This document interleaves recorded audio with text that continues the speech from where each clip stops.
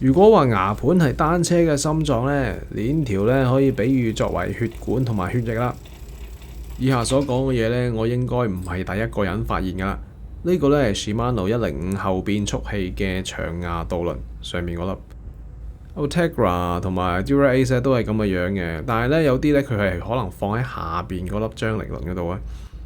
咁點解將佢拆出嚟呢？就係因為呢，佢同我呢條鏈啊就唔兼容啊。佢啲牙呢係比較闊啊，比較長啦，咬唔到入去啦。佢唔係正負齒嘅結構嘅，即係大細齒嘅。佢只不過係啲牙比較長啦，比較闊啦。咁用唔到啊，點算呢？咁你將呢粒嘢拎走啦，換成其他普通嘅短牙導輪呢就可以啦。咁呢條淘寶嘅11速鏈呢，都係能夠正常用嘅，而且係變速順暢啦。咁我踩咗好多日啦，都係冇事嘅。咁用鏈條檢查尺呢，度一度檢查一下呢，嗰個損耗呢都係冇乜異樣嘅。咁點解咬唔入去呢？應該係條鏈呢做得唔夠薄啦。佢係11速鏈嚟㗎。咁呢條鏈呢，淘寶店呢聲稱呢係呢個美利達品牌嘅鏈嚟嘅。咁但係呢條鏈上面呢刻有呢個 Tupree 嘅呢個品牌啦。咁 Tupree 呢個品牌嘅其他零件呢，我都用過嘅，品質都唔錯嘅。呢條鏈呢個價錢大概喺90蚊港幣度啦。淘寶啲雜廠細廠嘅11速鏈呢，算係平嘅呢條，但係佢唔係最平嘅。佢嘅重量呢就係287克，即係未剪嘅狀態，116節未剪嘅狀態。除咗 Shimano、KMC、SRAM、Campagnolo 等等嘅大牌之外呢，淘寶呢有好多2、3線嘅鏈條廠嘅。咁至於邊個牌子嘅11速鏈呢可以兼容到105嘅長牙導輪呢？我而家就冇呢個資金同埋時間去測試啦。但係如果咬唔入去嘅話呢，就好似我頭先所講啦，咁你將佢拎走啦，換成短牙導輪就可以啦。咁希望有一日呢，可以將所有雜廠嘅11速鏈呢都嚟測試一下。呢條呢係 Shimano 頂級嘅 Dura-Ace 級別嘅鏈啦。105之上呢就有 Ultegra， 再上呢就係 Dura-Ace。呢條呢就係我喺野牛單車嘅實體店買嘅，折咗之後呢就350蚊港幣左右啦。重量呢就係250 grams 左右啦，116節未剪嘅時候啊。咁原廠嘅長牙導輪呢，能唔能夠咬得入呢條鏈呢？咁梗係得啦。KMC 牌嘅呢，而家試下啦，都係得嘅。好啦，究竟喺踩踏感覺上面呢，之前講嗰條淘寶嗰條平嘢金色嗰條鏈呢，同呢條全日本製嘅 Shimano Dura-Ace 嘅鏈呢，有咩分別呢？咁梗係要落街試下啦。我就冇碼錶同埋功率計嘅，我只會誠實咁話俾你聽，我踩落去係咩感覺啊。咁一起步呢，感覺確實係比較堅硬嘅，係真嘅，唔係講大話嘅。咁但係我冇辦法以呢個百分比啦，呢個 percentage 話翻俾你聽，佢硬咗幾多啦。但係呢個世界級嘅牌子嘅頂級鏈呢，確實係唔錯嘅。變速呢亦都係比較順暢嘅，係比較靜嘅。咁全賴佢有呢個 Hyperglide 嘅技術啦，佢個飛輪都有啦，同埋呢條鏈都寫住 Hyperglide 嘅技術啦。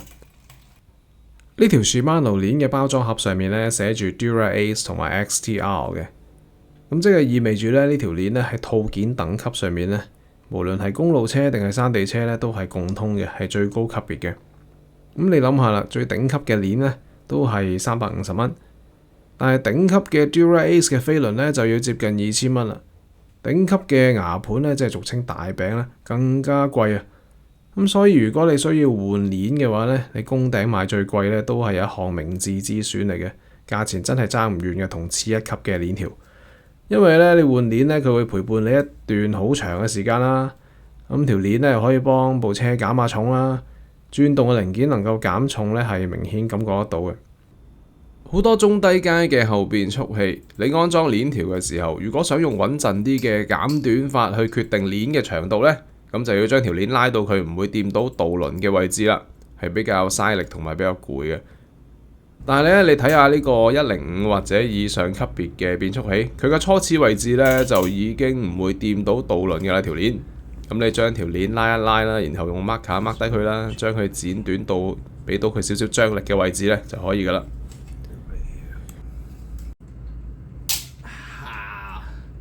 哇 Dura Ace 嘅鏈真係好實啊，好有安心感啊！裝完之後呢，條鏈呢應該係平衡嘅，唔會抌落嚟嘅。喺最細嘅牙盤同埋最細嘅飛輪齒片嘅時候，見到105嘅變速器呢，有兩個圓形嘅勾仔呢。咁說明書呢都係話用右邊嗰個呢嚟頂住車架嘅波腳嘅掛鈎嘅。左邊嗰個呢有咩用呢？連說明書都冇講啦，咁我就唔知啦。請問有冇高手呢？可以喺留言區分享一下呢？其實呢，我可以用左邊嗰個嚟頂住個波腳鈎試下嘅，揾日咁就睇下佢裝完之後係咩樣啦。105型號嘅變速器呢係支援直裝式車架嘅，係 direct mount 嘅，咁可以將呢個部分呢移除啦。好啦，移除咗之後呢，發現呢部車呢就唔支援啦，咁所以呢，我都係將佢裝翻埋去啦。好啦，咁最後呢，想講下啦，有啲人呢就買呢啲昂貴嘅千聲嘅，俗稱叫做大雞髀啦 derailleur cage 啦，同埋啲大陶瓷導輪啦，咁究竟係有冇用嘅呢？佢哋話好順滑，好慳力噶噃。咁呢個係真嘅，咁但係根據自己嘅使用經驗啦，同埋身邊嘅朋友分享咧，我哋都覺得咧，如果你唔係比賽選手嘅話咧，你唔使同人爭分奪秒嘅話咧，你淨係想落街做下運動出身汗嘅啫，其實係唔需要買嘅，除非你啲錢咧真係好多好多啊！我踩單車嘅理念咧就係佢係踩到就得噶啦，除非咧真係好難踩啦，咁我先用適量嘅金錢咧就換零件啦。我咧就唔中意改裝咧呢個詞語嘅，你能夠將啲唔合規格嘅零件咧諗辦法安裝咧，咁先係改裝啊嘛。換零件就係換零件係咪？咁好多車友咧都話，換條胎咧都叫佢做改裝車胎啊。咁汽車換車胎係咪改裝啊？原廠變速器嘅導輪同埋張力輪咧係會磨損嘅，會壞嘅，會棘住嘅。如果你踩單車覺得越嚟越攰呢，部車越嚟越難踩呢，咁你拆一條鏈落嚟之後呢，就可以檢查下啦，轉下佢啦。如果棘住咗嘅話呢，就盡快更換啦。我呢部呢2年幾之前呢，就換咗呢2個淘寶嘅陶瓷啤領碌仔啊，好平嘅啫，到而家仲未壞，竟然。有啲單車零件呢，我會堅持喺有信譽嘅實體單車店買嘅。如果係網店嘅話呢，你就問下人啦，或者做下資料搜集啦，睇下間網店嘅信譽如何啦。例如呢啲高階嘅飛輪啦、牙盤啦、鏈條啦，或者後變速器啦，因為佢哋會陪伴你一段好長嘅時間啦。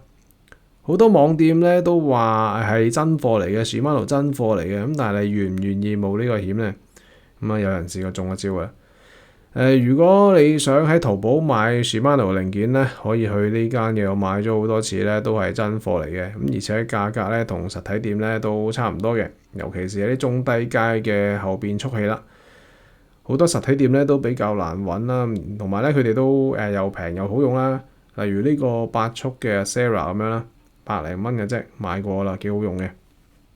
好啦，真係最後啦。咁如果需要更換變速器嘅導輪、張力輪，或者決定鏈條嘅長度同埋調整變速器嘅話呢，可以睇翻之前啲片啦。咁雖然呢，之前啲片呢確實係有拍得唔係咁詳盡嘅地方啦，咁大家體諒下啦，睇住先啦。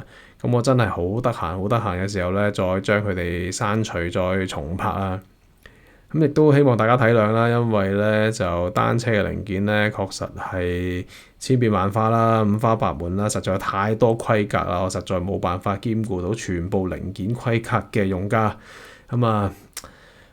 多謝大家嘅收睇同埋體諒啦。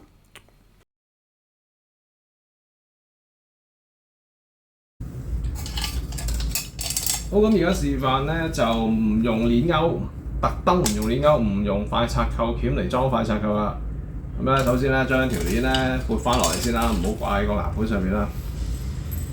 然之後咧，呢度小心啦，因為咧快拆扣嗰個箭嘴咧係寫住向前噶嘛，但係而家我哋唔係要佢向前，條鏈唔係咁樣行噶嘛，條鏈係咁樣行噶嘛，向後咁樣行噶嘛。咁所以咧喺下邊行佢向後咁樣行，咁所以呢個快拆扣咧係啦，咁樣向後。佢先擺翻上面嗰行咧，佢先會指住向前行。咁樣，俾少少力佢啦，睇下用手得唔得？用手唔得，一搞翻上面嗰行，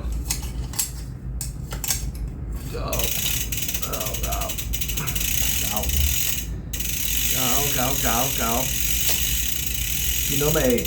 見到啦喺度啦，攣多佢一下，記住，唔係你一嘢踩前嘅時候，佢有機會爛嘅呢嚿嘢，攣多一下，攣住佢前後剎啊嘛，前剎或者後剎啦，然之後撳一撳，唔得喎，唔夠力，真係好實啊！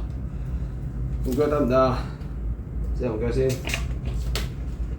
攣住後剎先，得啦，咔聲，